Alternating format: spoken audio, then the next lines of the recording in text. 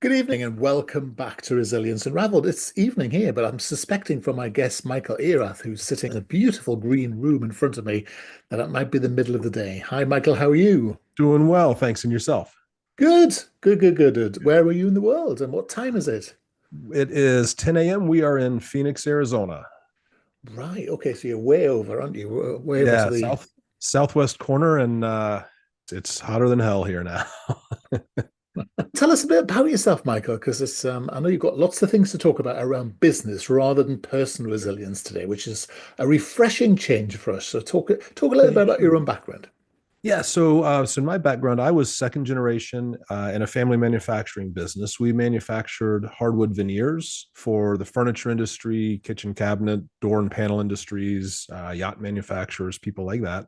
Proper And business. sorry. A proper business. Correct. So we would buy hardwood logs, and we had a processing facility in Virginia on the East Coast where I grew up, and we would process the veneer, and then we were selling. Primarily, when I first was involved in the business, we were primarily selling domestic into the furniture industry here.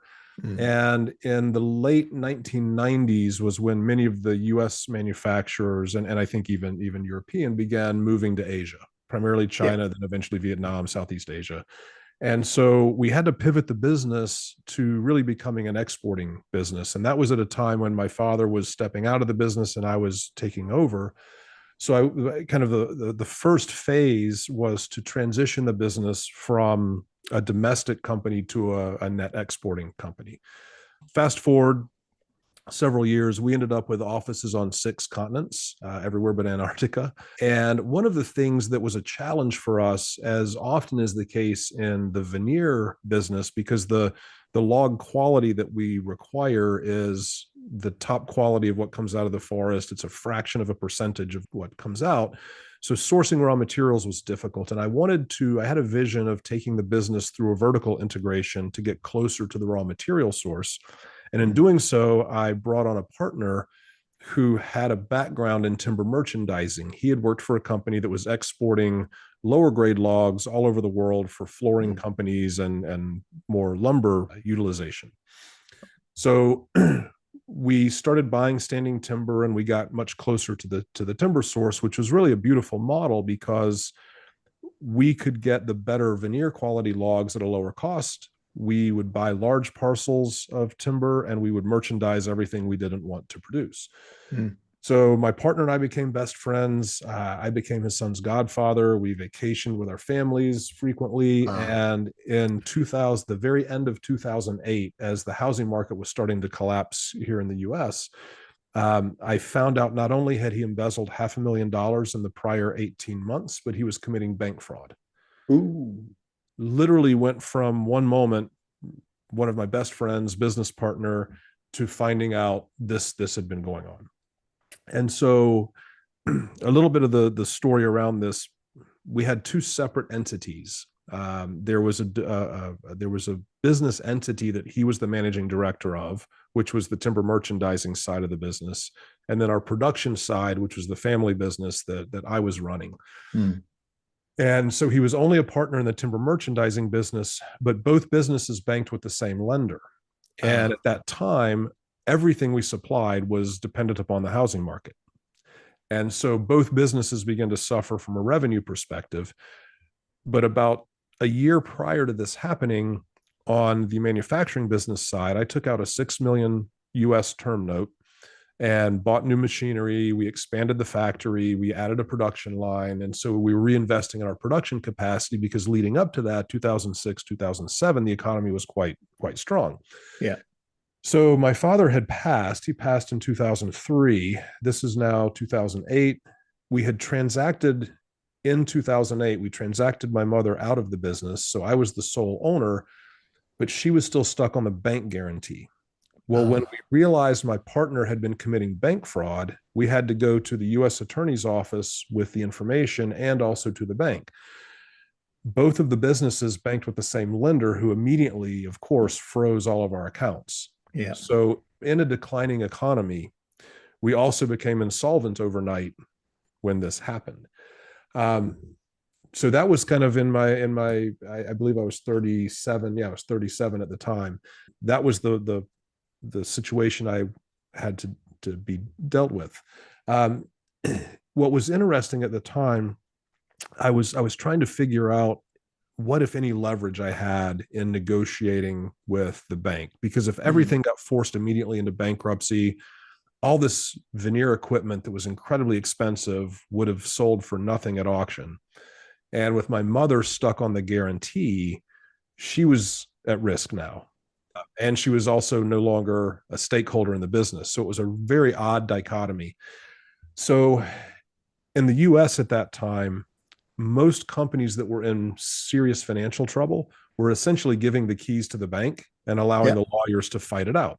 And I Mm. think that happened somewhat globally. Um, so that actually became my leverage. We owed the bank enough money that it was going to be painful for them to write that off. Mm. And I don't know if you have a different name for it in Europe, but the special assets group is the group in the bank that wants to get rid of bad assets. Yeah. That's their job. So we went from the friendly banking relationship to now working with the special assets group. Yeah.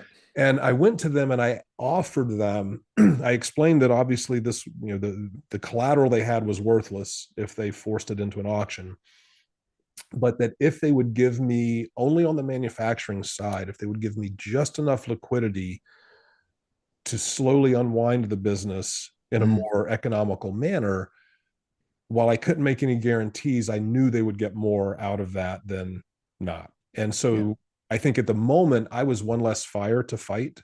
Yeah. So they agreed, and I spent the next 18 months every other week having to meet in person with the special assets group, which was a miserable experience, but a phenomenal education at the same Mm. time. I had some very, very fortunate breaks, and was actually able to liquidate things in a way that I got the bank made whole and I got the creditors made whole.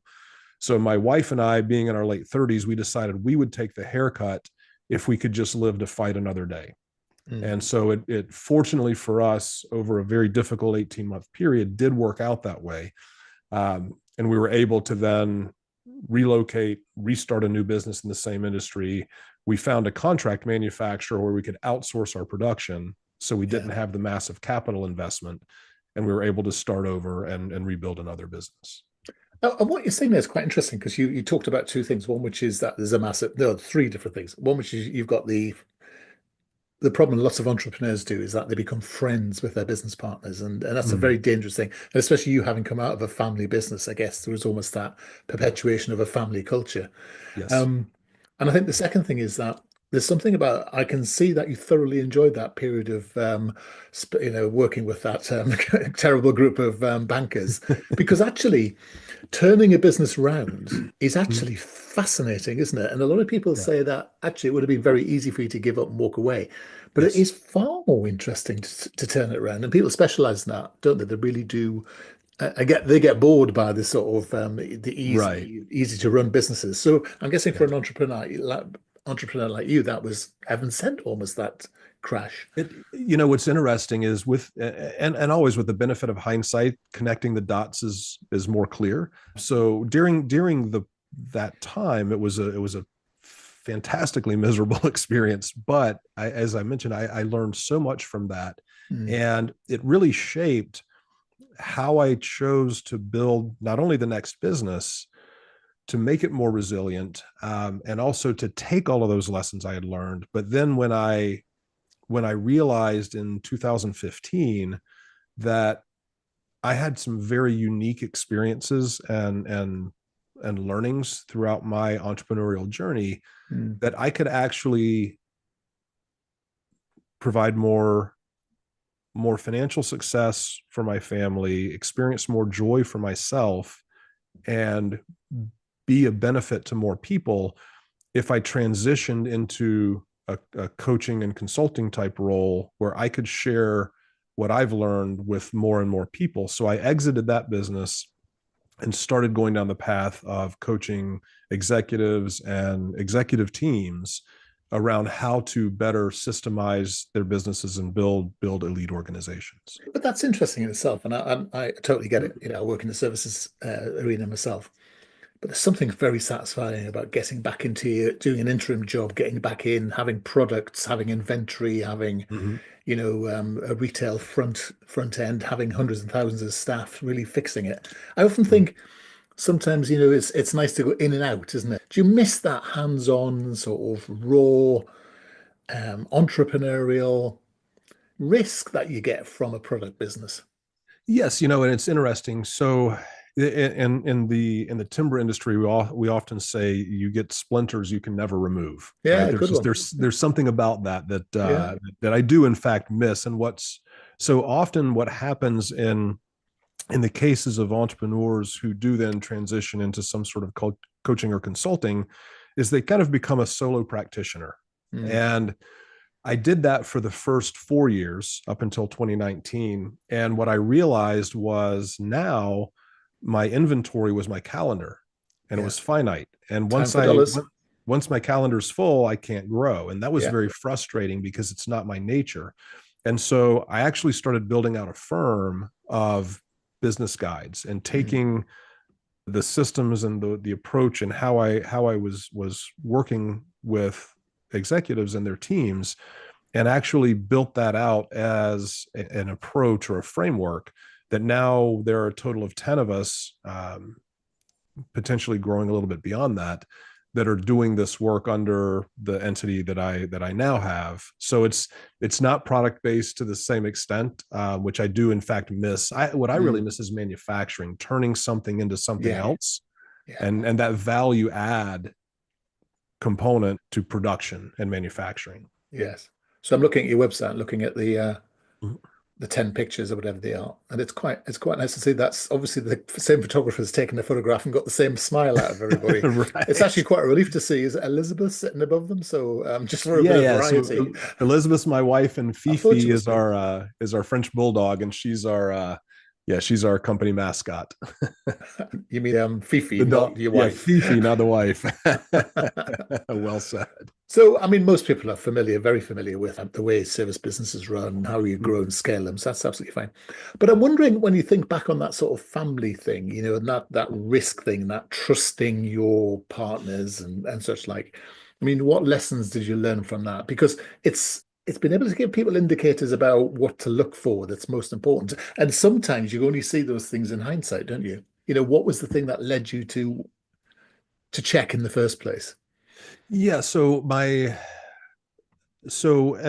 business was as things were slowing down economically, the especially this timber trading company, the merchandising company, was having significant cash flow problems.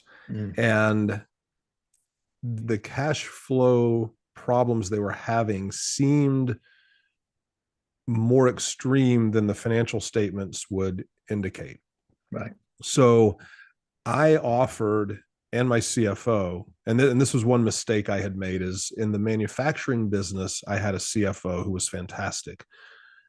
I allowed my partner and friend to convince me to have the controller in that business, because that business did not have a CFO, to have the controller in that business report to him as the managing director instead of to the CFO. I see.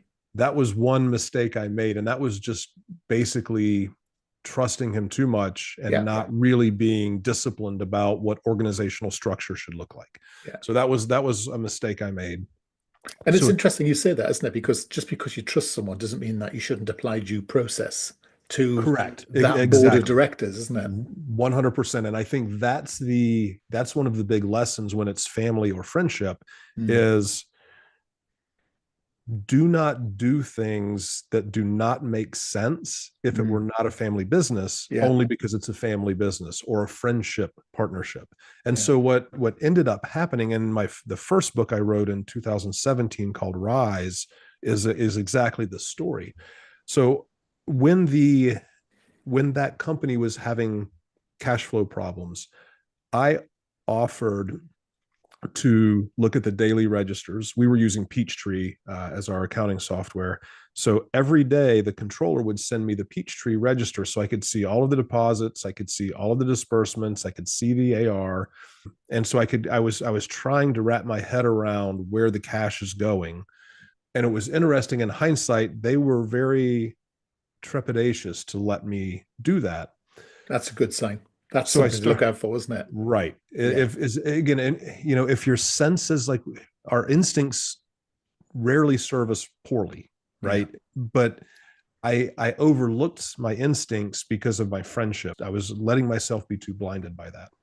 But what we found out, so I was looking at these PDF reports from Peachtree.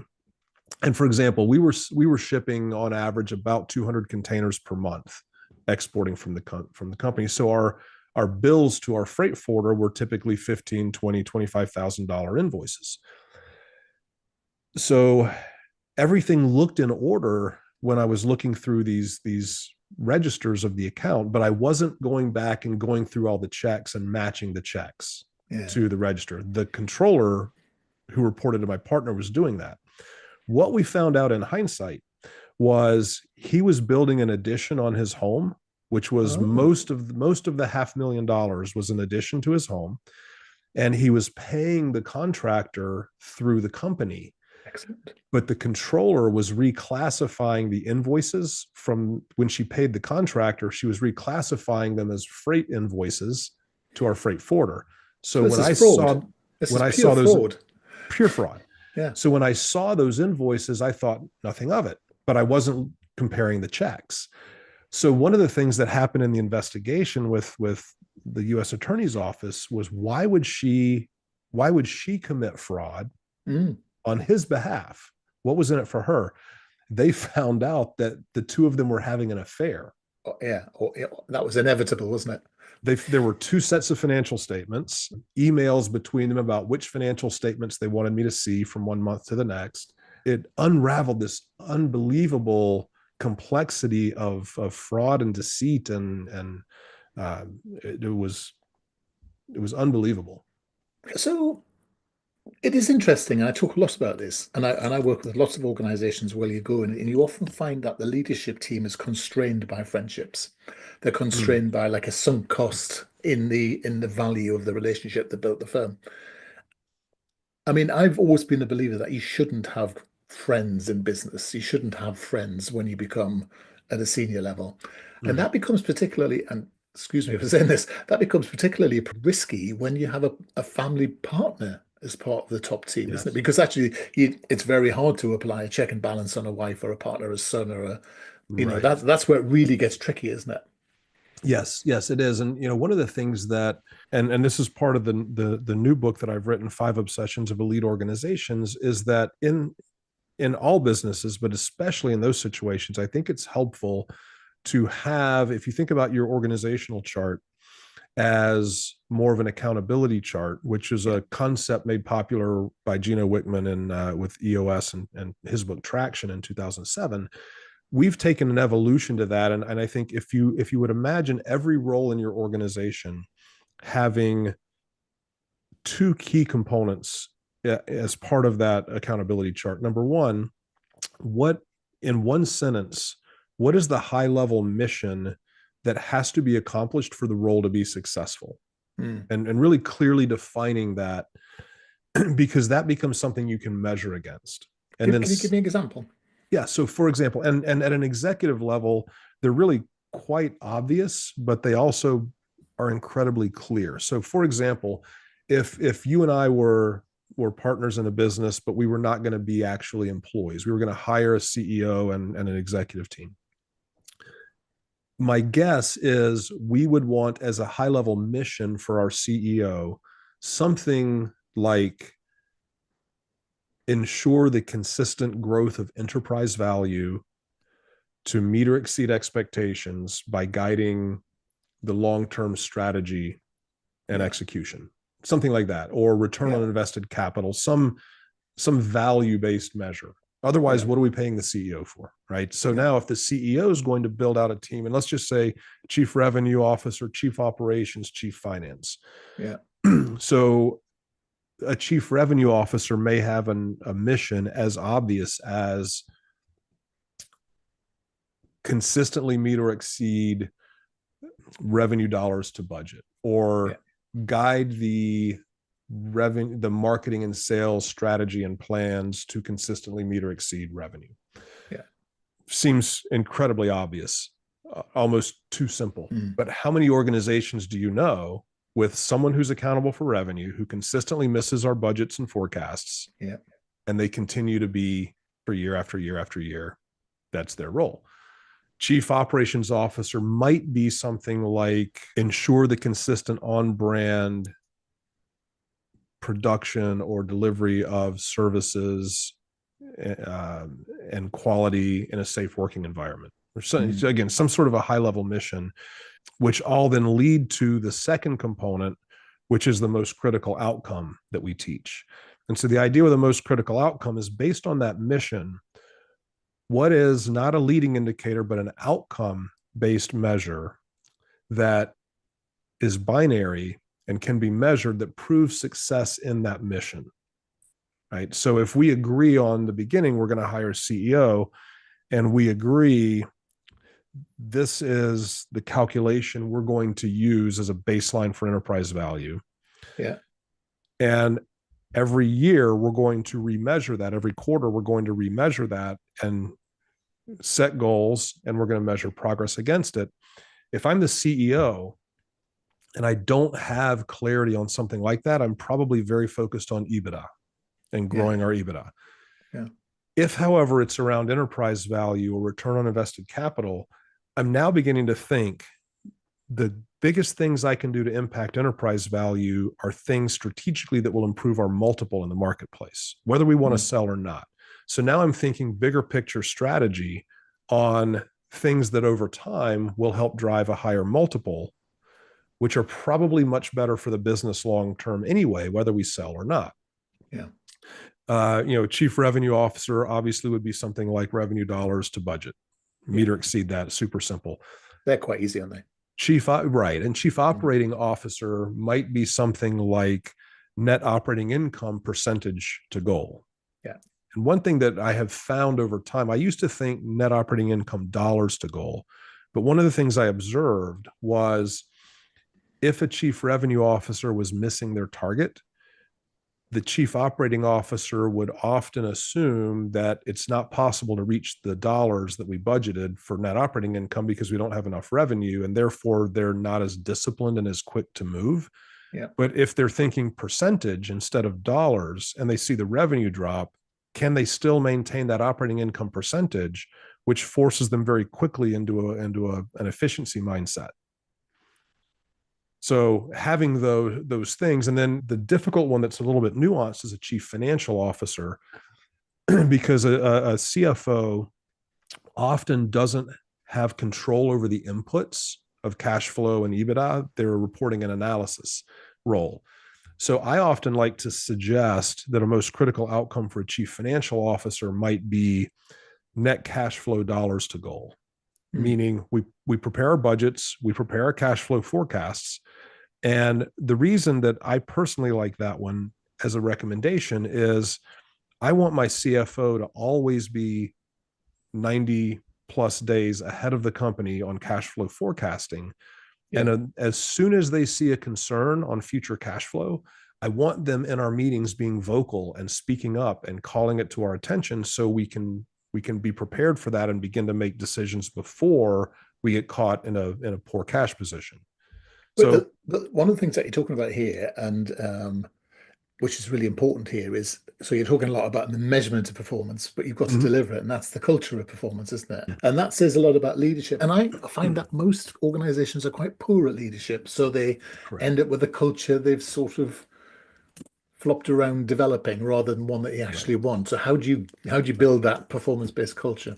I think that's an absolutely great point. I think there are two key components of that is having clarity on these expectations for every role, and then having a process. We recommend something we call quarterly calibrations. Some companies do them semi-annually. It's whatever's the right cadence for you. But having a very defined and systemized process by which, without taking too much time, these are usually 15 to 20-minute meetings. If I'm your direct report, I would come to one of these calibrations with you. If you think about a piece of machinery, right? If we don't Yeah. recalibrate frequently, it underperforms. They have to be well calibrated to perform well. People are no different.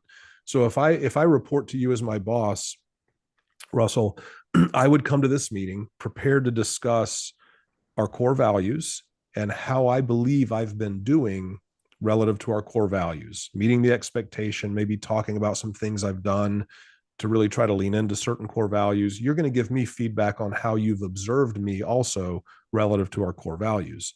And the three components I look at are either the person is generally exceeding expectations, generally meeting expectations, generally failing to meet. The other side is on the performance. So over the last quarter, how consistently do I feel like I've done a great job achieving my mission and meeting my most critical outcome? You're going to give me feedback on the same thing. As long as I'm meeting or exceeding expectations, we just want to maintain that. Mm. But if there are specific areas where I'm failing to meet expectations, now the second piece of a culture of performance has to kick in. We need to have a defined system by which we either coach people up or coach people out. And so I believe if someone fits our values and generally is a good cultural fit, we owe it to them to give them the coaching and the development and the training to try to build them up. But some people are not coachable, and some Mm. people maybe don't have the aptitude for the role. And so we have to have a system so that it's not discretionary based on who the manager is. And it takes some of the emotion out of dealing with performance issues with people, and go through a systemized approach to how we coach them up or coach them out. Or we've got a tool we teach called 7 People Solutions that I learned from a colleague of mine named Tip Quilter, who which really gives you 7 steps of increasing intensity to work through performance issues with people. Yes.